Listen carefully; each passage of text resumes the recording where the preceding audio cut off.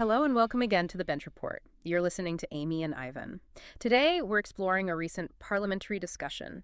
It gives quite a revealing look at the challenges, but also the potential future of the UK's post-industrial towns. And what's interesting here is how the conversation moved beyond just listing problems. It really started digging into specific, practical strategies aimed at re-energizing local economies and creating new opportunities for you wherever you happen to live. So let's unpack that a bit.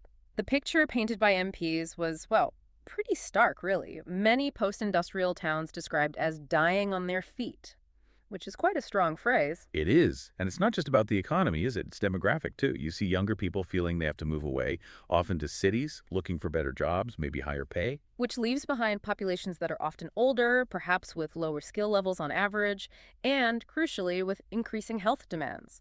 It does raise big questions about, the whole country's balance. And there's a history here. For generations, the feeling expressed was that these areas were often overlooked by governments, sometimes seen as too difficult to do when it came to big investment plans. Right. The discussion highlighted how a traditional Treasury way of assessing projects, the Green Book, historically tended to favor the big cities. That Green Book point is interesting. Why has that specific method drawn so much attention now in terms of regional funding?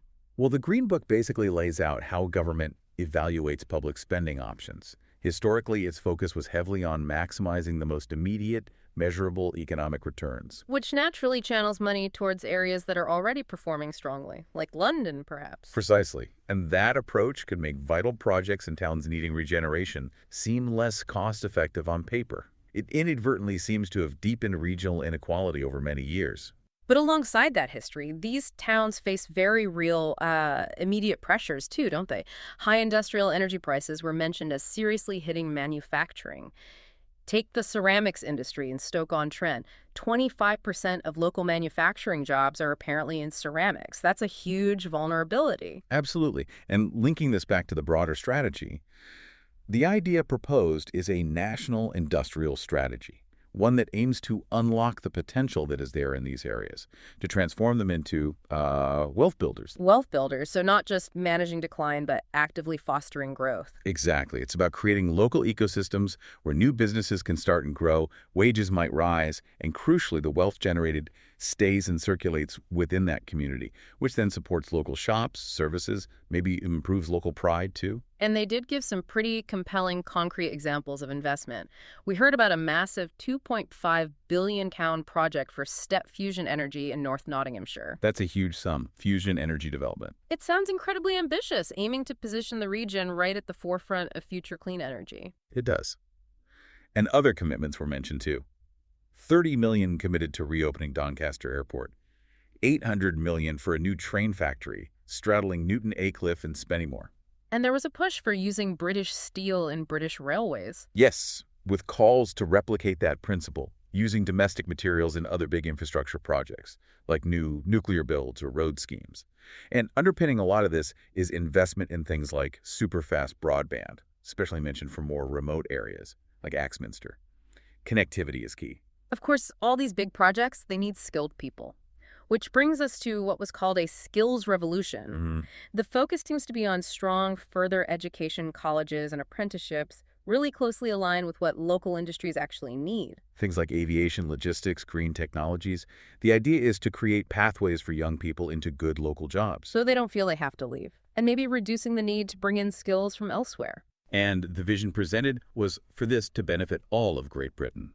There were specific mentions of potential in Scotland, down in Cornwall, thinking about renewables and critical minerals there, and also Northern Ireland, supporting not just big industries, but also the small and medium-sized businesses that are often the backbone of local economies. So boiling it down, the core ambition seems to be building wealth in these local areas directly, which then feeds into better housing, more local spending, new independent shops and businesses springing up, empowering communities from within. Considering this shift toward place-based investment and a national industrial strategy, what possibilities could this open up for your community, and how might it reshape the opportunities available to people where you live?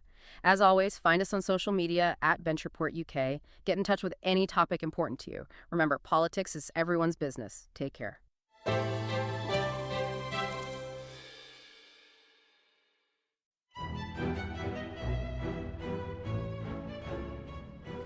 Hello there, this is Tom, the producer of The Bench Report. Listener suggestions are vital to my mission of making politics more accessible and accountable. So, if you have an issue that's really important to you, personally or professionally, and want to know what those in power are doing about it, please get in touch via email or via our socials at Bench Report UK. I'll grab another coffee and start scanning those parliamentary archives.